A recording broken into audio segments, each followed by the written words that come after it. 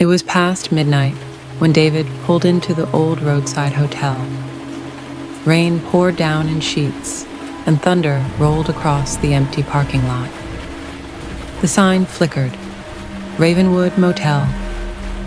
He was exhausted after driving for 12 straight hours. The elderly clerk at the counter looked half asleep. "Only one room left," the man muttered. "Room 313.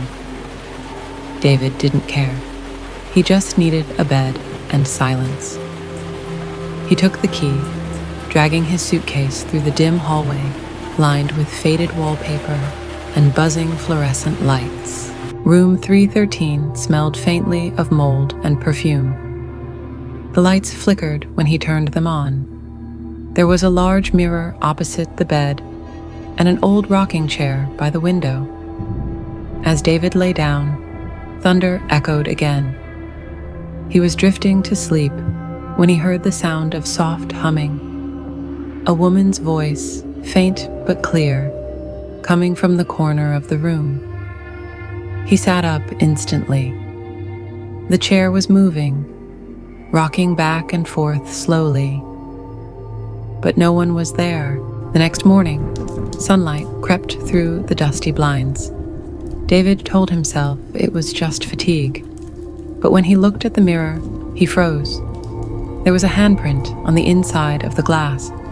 Small, feminine. He tried to wipe it away. It didn't fade.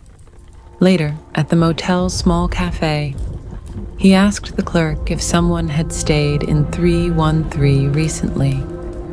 The man paused. "That room's been closed for months," he said. "No one's supposed to be in there." That night, David couldn't sleep. The rain returned, tapping at the window like fingers. Around 2 a.m., he opened his eyes and saw her. A woman in a white nightgown, standing by the mirror. Her reflection was smiling, but her face wasn't. Then she whispered, "You shouldn't have come here."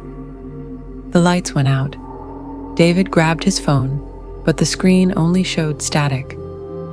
And her face, close behind him. At dawn, David packed and rushed to the front desk. He demanded answers. The clerk hesitated, then sighed. Room 313 belonged to a woman named Evelyn. She checked in last year, never checked out. Evelyn had been found dead in that room. Suicide, they said. But her reflection never left.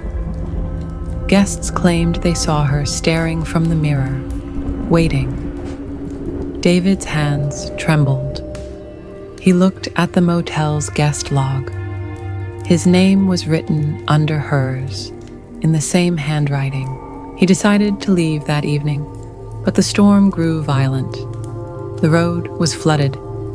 He had no choice but to stay one more night. Room 313 seemed colder.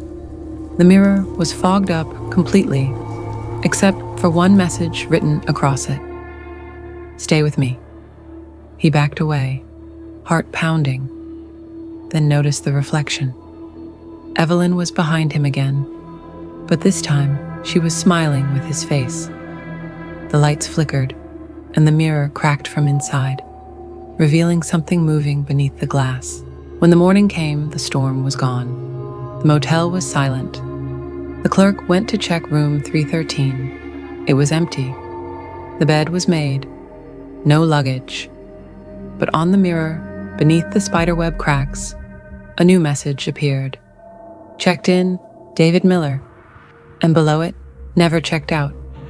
The reflection of a man was still there, smiling,